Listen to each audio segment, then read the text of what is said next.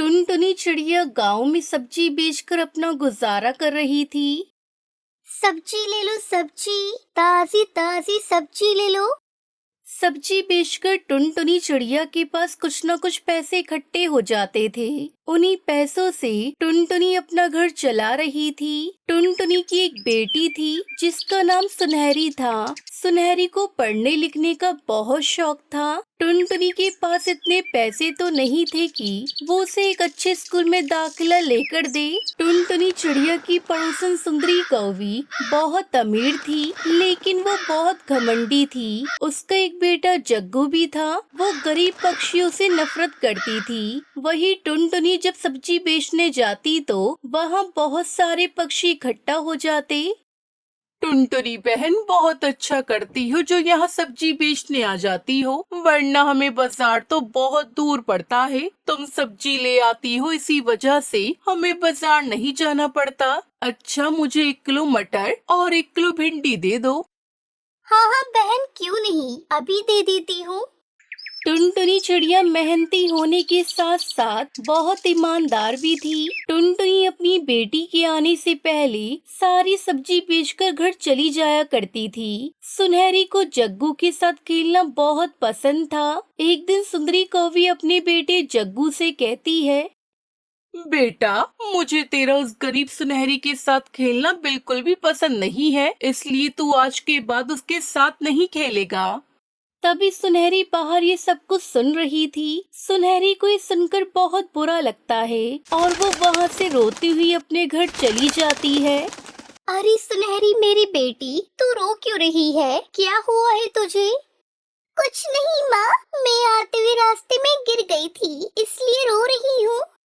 सच सच बता, क्या हुआ है तुझे? अब तो अपनी माँ से भी बातें छुपाएगी। मैं तेरी माँ हूँ, मैं अच्छी तरह जानती हूँ गिरने की वजह से तू नहीं रो रही।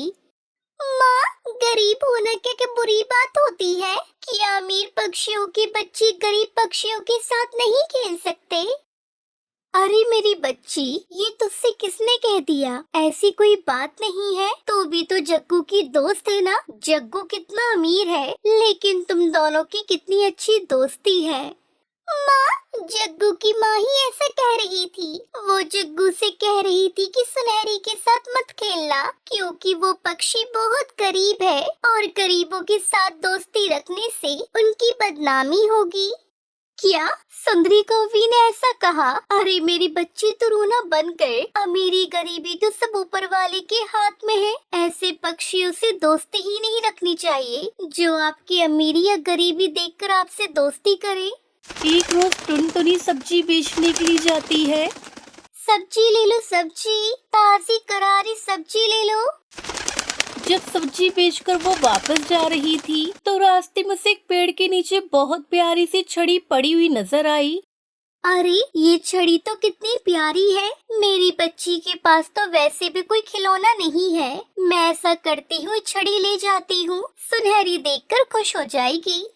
टुनटुनी उस छड़ी को उठाकर ले जाती है और वो जाकर उसे सुनहरी को दे देती है। वो बहुत खुश होती है। सुनहरी उस छड़ी के साथ खेलना शुरू कर देती है। खेल खेल में सुनहरी उस छड़ी से कहती है, मेरी प्यारी छड़ी, तुम आज से मेरी दोस्त हो। जैसे जग्गू मेरा दोस्त है ना, वैसे आज से तुम भी मेरी दोस्त हो, मेरी प्यारी छड़ी।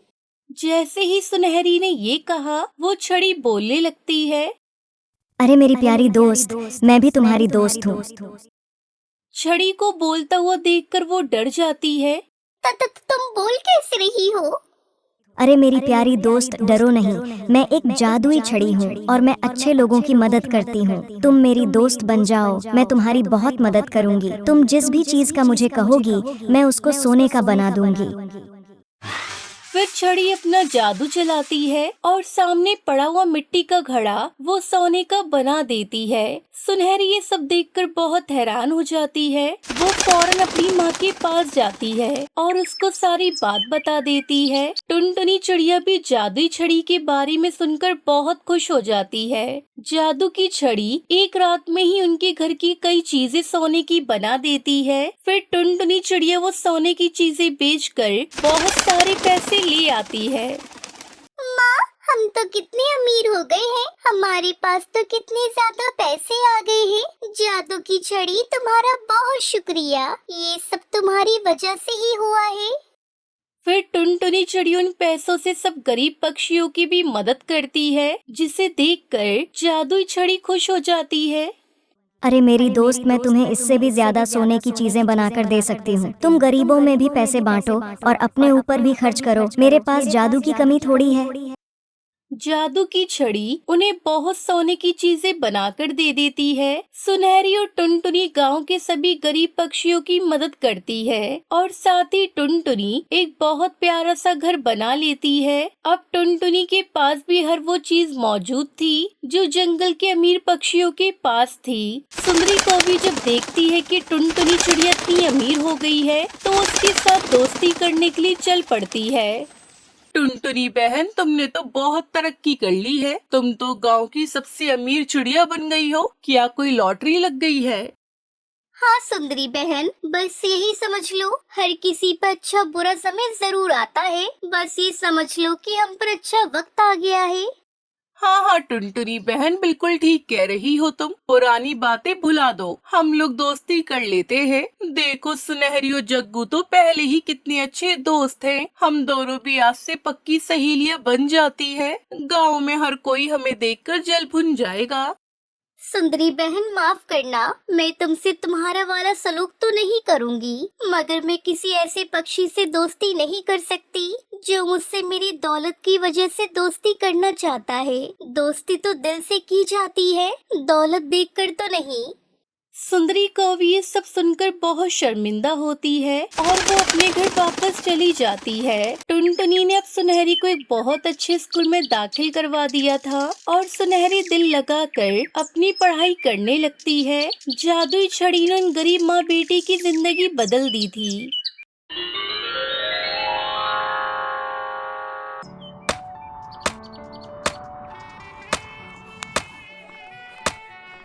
मुन्ना, ओ मुन्ना बेटा, कहाँ है बेटा? ये मटके उठवाने में जरा मेरी मदद कर देता।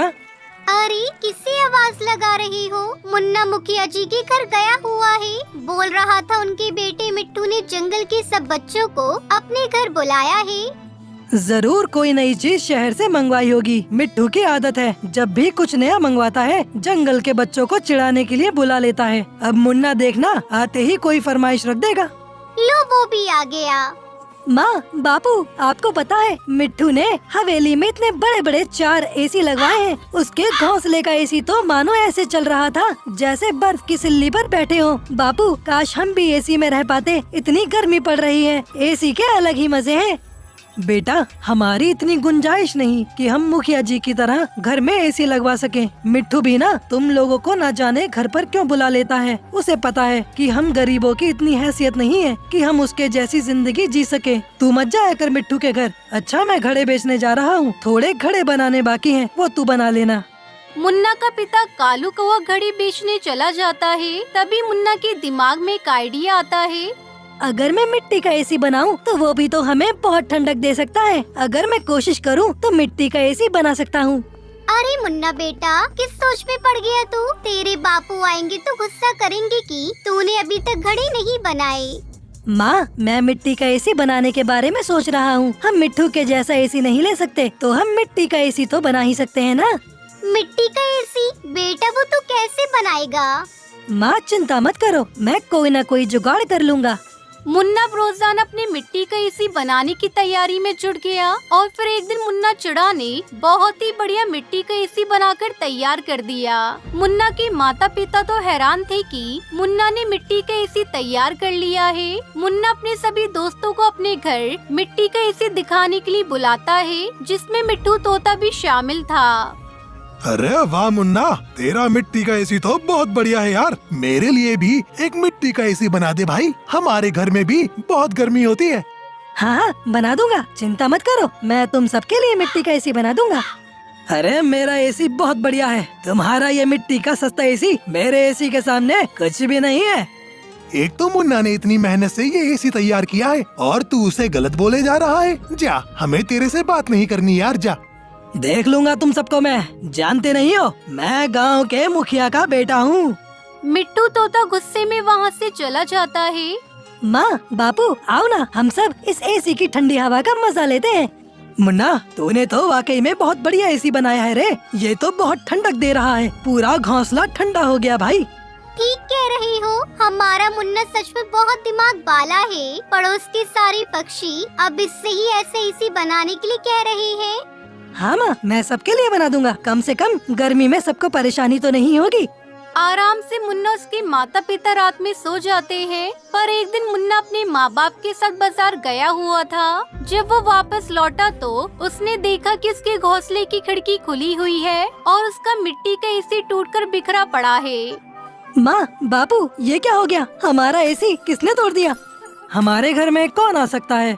क्या पता कोई जानवर घर में घुस आया हो और वो एसी को तोड़ गया हो। मैं तो खिड़की का दरवाजा बंद करके गई थी। खिड़की कौन खोल सकता है? पर अगर जानवर भी घर में घुसता तो, और सामान के साथ भी तो छेड़खानी करता। मगर सामान तो बिखरा हुआ नहीं है, सिर्फ एसी टूटा है। हो ना हो ये जरूर किसी की साजिश है। तभी एक पक्षी मुन्ना के घर आता है।